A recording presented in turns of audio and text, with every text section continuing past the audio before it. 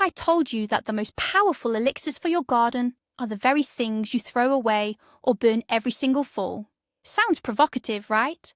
But today, we're going to sneak into nature's secret lab and learn how to brew some serious potions, not for magical fairy tale transformations, but for a very real miracle, turning tired, nutrient-poor dirt into vibrant, breathable and fertile soil.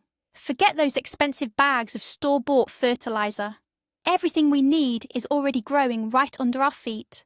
I promise you, after watching this video, you will never look at ordinary weeds the same way again. Ready to become a true soil alchemist? Before we put on our aprons and start brewing, let's figure out why this actually works. It's not magic, it's pure biology. Picture this. Your soil is a massive metropolis, inhabited by billions of invisible residents. Bacteria, fungi, worms, and countless other microorganisms. They are the real chefs for your plants. They break down organic matter, creating humus, that black gold that makes your earth truly productive. When we introduce chemical fertilizers, we're essentially feeding our plants fast food. It gives them a quick boost, but it doesn't make the soil healthier in the long run. Our herbal potions, however, are a complete, balanced meal for every resident of that soil metropolis. We aren't just feeding the plant, we are feeding the soil itself, restoring its natural ecosystem. And autumn is the perfect time to lay the foundation for that health for the entire following year. So let's start with the philosophy underpinning our approach. Why do we refer to these natural infusions as potions? Because the creation process resembles an ancient art form, one that requires not just precision, but a deep, intuitive understanding of the fundamental essence of things. Our goal isn't simply to pour nitrogen, phosphorus, and potassium into the soil based on a formula printed on a package. Our goal is to kickstart and accelerate natural processes. We are aiming to create a living, self-regulating ecosystem. Every plant we utilize has, throughout its life cycle, accumulated a unique and comprehensive blend of micro and macronutrients, vitamins, and bioactive compounds. By returning these elements to the earth in a highly digestible form, we repay our debt to nature and establish a self-contained, closed loop of fertility right here in our garden. This shifts our mindset from that of a consumer to that of a partner. We work with nature rather than attempting to cheat or dominate it. This approach doesn't just save you money, it actively heals the soil, making your land richer and more productive year after year, often requiring less and less of your constant intervention. Let's take a quick dive into some simplified science so you can understand what's happening on a microscopic level. When we soak plants in water, we initiate the process of maceration, essentially the softening of the plant matter and the extraction of beneficial compounds. The plant cells begin to break down, releasing all the stored treasures they've accumulated: nitrogen, potassium, calcium, magnesium, iron, and silicon. All of these nutrients are transferred directly into the water.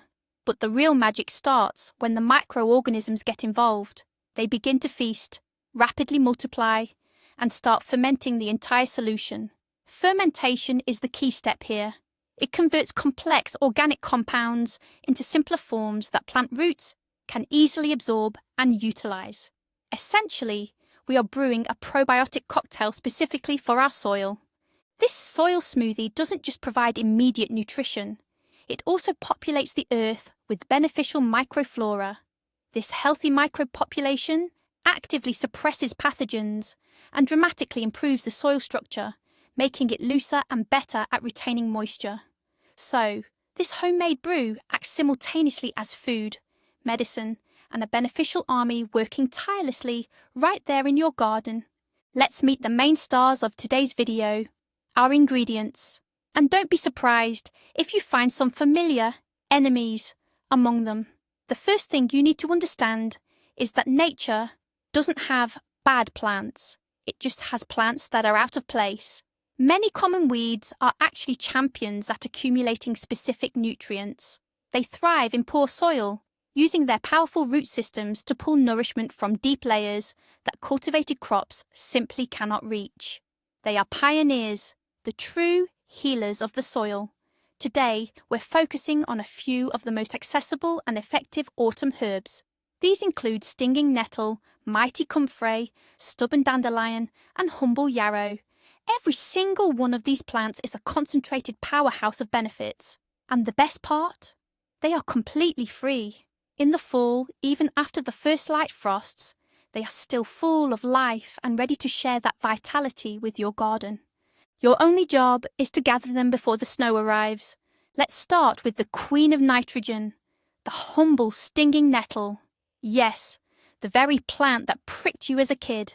In reality, it's one of the most invaluable assets a gardener can have. Nettle is a true powerhouse, packed with readily available nitrogen, the essential element needed for vigorous leafy growth. In spring and early summer, nettle tea or tonic is the ultimate growth booster for seedlings and young vegetable plants. But its value doesn't disappear in the fall. By adding this nettle elixir back into the soil after the harvest, we feed the beneficial soil microbes. These microscopic workers then toil all winter long, preparing the ground for the next growing season. Beyond nitrogen, nettle is rich in iron, potassium, calcium, and essential vitamins. It doesn't just nourish, it actually helps to revitalize the soil, boosting its natural disease resistance. Both the stems and leaves work perfectly for our potion. Ash, just make sure you harvest her wearing gloves, and this fiery lady will generously reward your effort. Think of it as preparing the most nutrient-dense green smoothie for your garden bed. Next up is our featured plant, comfrey. If nettles are crowned the queen of nitrogen, then comfrey is the undisputed champion of potassium. Potassium is the vital element responsible for robust flowering, generous fruiting, and, crucially, preparing plants for winter. It strengthens cell walls, making your plants far more resilient to frost damage and disease. A liquid feed made from comfrey is the perfect autumn booster for perennial flowers, berry bushes, and fruit trees. It ensures they successfully set their flower buds for the following year and allows them to overwinter safely. Comfrey has an incredibly deep taproot system. This allows it to mine potassium and other essential minerals from depths that are simply inaccessible to most other common garden plants. Comfrey leaves are also packed with mucilaginous compounds. When these are incorporated into the soil, they dramatically improve its structure by helping to bind tiny particles into beneficial crumbs or aggregates, thereby making the soil looser and much more aerated. Truly, comfrey is nature's gift, especially for any gardener aiming for a truly abundant harvest of tomatoes, peppers, and cucumbers next season. But what about the humble dandelion? This cheerful weed that countless gardeners desperately try to eradicate from their lawns is actually a phenomenal deep soil expert. Its massive taproot can plunge into the earth, reaching depths of up to 5 or 6 feet. What exactly is it doing down there? It acts like a biological pump, drawing up valuable microelements such as calcium, iron, copper, and phosphorus that heavy rains have washed deep into the subsoil. When we utilize the leaves and roots of the dandelion in our garden treatments, our homemade brew, we effectively cycle these essential nutrients back into the upper, fertile topsoil, making them readily available for our cultivated crops. Dandelion infusion is a true mineral powerhouse. It's especially beneficial for acidic soils, helping to normalize the pH balance thanks to its naturally high calcium content. So, the next time you spot a dandelion, don't rush to pull it out. Instead, recognize this tireless worker and harness its natural power to benefit your entire garden. And finally, our fourth key ingredient, yarrow. This plant is a true powerhouse for soil health. It's often called soldier's woundwort for good reason, boasting powerful antibacterial and antifungal properties.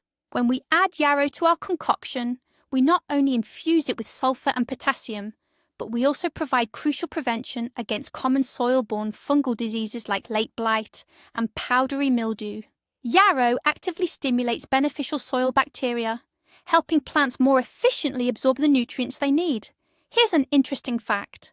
The presence of yarrow in the garden actually boosts the aroma and therapeutic properties of nearby growing herbs and vegetables. It acts like a conductor, tuning the entire soil orchestra for a perfect harmonious performance. Even a small amount of yarrow in the final infusion can significantly boost its healing and nutritional power. This is truly the secret ingredient that gives our mixture its exceptional strength. Now that we are familiar with the ingredients, let's cover the basics of brewing our potion. What supplies will we need? First, a container. A plastic or wooden barrel is ideal. Avoid using metal containers as the fermentation process generates acids that can react with the metal, potentially leaching undesirable compounds into our mixture. Second, water. Ideally, you should use rainwater or well water. If you must use chlorinated tap water, it is crucial to let it stand for at least 24 hours. This allows the chlorine to evaporate, as residual chlorine will kill all the beneficial microorganisms we need. Third, the herbs themselves. These need to be broken down slightly. Either tear them by hand or chop them roughly with a shovel to accelerate the extraction process. And finally, we need a fermentation starter or catalyst. This can be a small amount of old jam, sugar, whey, or specialized effective microorganism, EM, products. These ingredients help kickstart the proper fermentation process and ensure our mixture ferments correctly instead of just spoiling. Let's prepare our very first brew. We'll call it the Quick Elixir. This is a classic nettle infusion. It's fast to make and gives you near instant results, especially if your soil is heavily depleted. Grab your container. A 55-gallon, 200-litre drum works perfectly, and fill it about 2/3 of the way with chopped nettles. Don't pack it down too tightly. The material should remain loose and airy. Next, fill the container with water, stopping about 4 to 6 inches from the top rim. This headspace is crucial because fermentation will cause a lot of foaming. Now it's time to add our catalyst. For example, a pint jar of old jam or about half a cup of sugar. Give everything a good stir using a wooden stick or dowel. Cover the barrel with a lid, but don't seal it tightly. Alternatively, use a piece of breathable cloth. We need airflow, but we want to keep out debris and insects. Place your barrel in a warm location, ideally one that gets warmth, but is shielded from direct, intense sunlight. Now all that's left is to wait and stir your future elixir every single day. How do we know when our quick elixir is ready, and what's the best way to use it? The fermentation process usually takes 7 to 14 days, depending on the ambient temperature.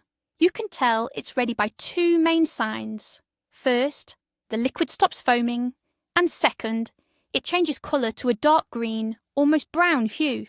The strong, foul odour of decomposition also disappears, replaced by a much milder, sour aroma, similar to kvass or silage.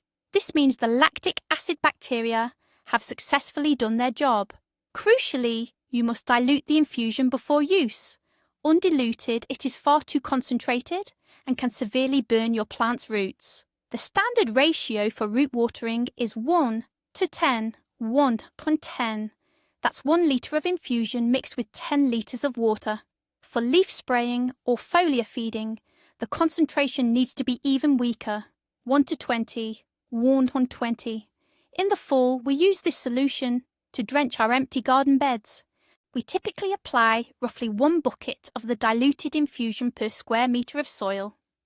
Now here is a recipe for the patient alchemists among us, the elixir of longevity. This is a fermented comfrey tea.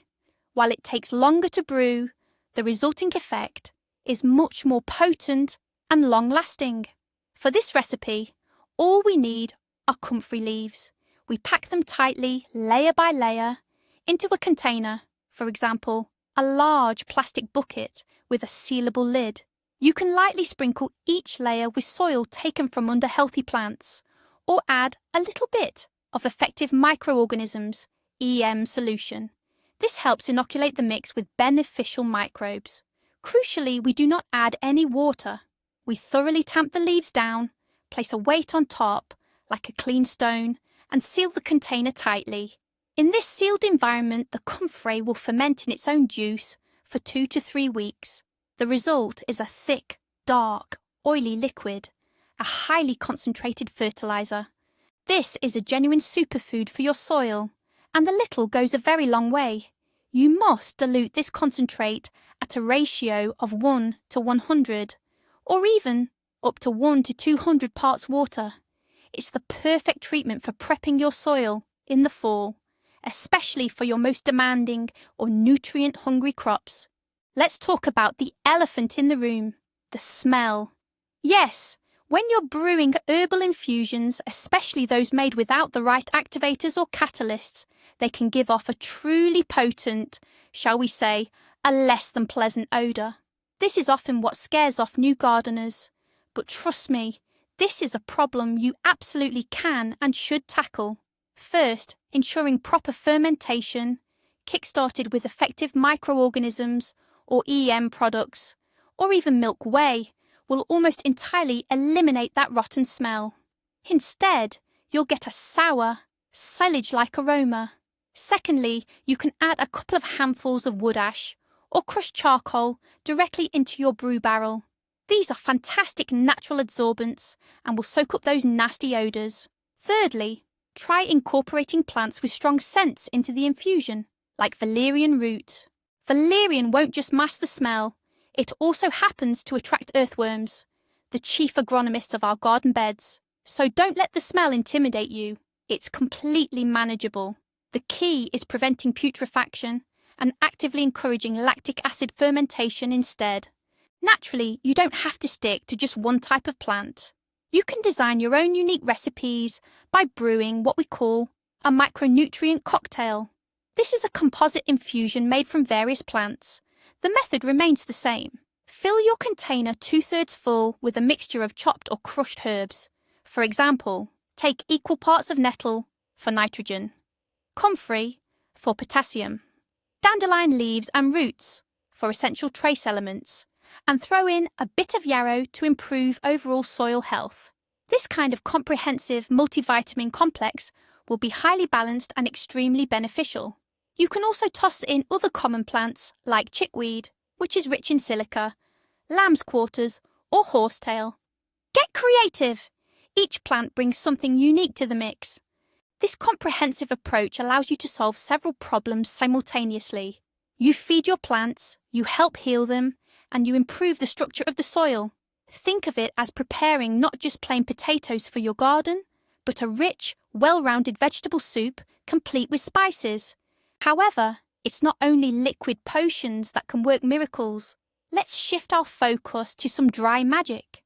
We don't always have the time or desire to deal with fermentation barrels and complex herbal infusions. In that case, you can use those beneficial autumn herbs in their dried form. Simply harvest plants like nettle, comfrey, and yarrow, dry them thoroughly in the shade, and then crush or grind them.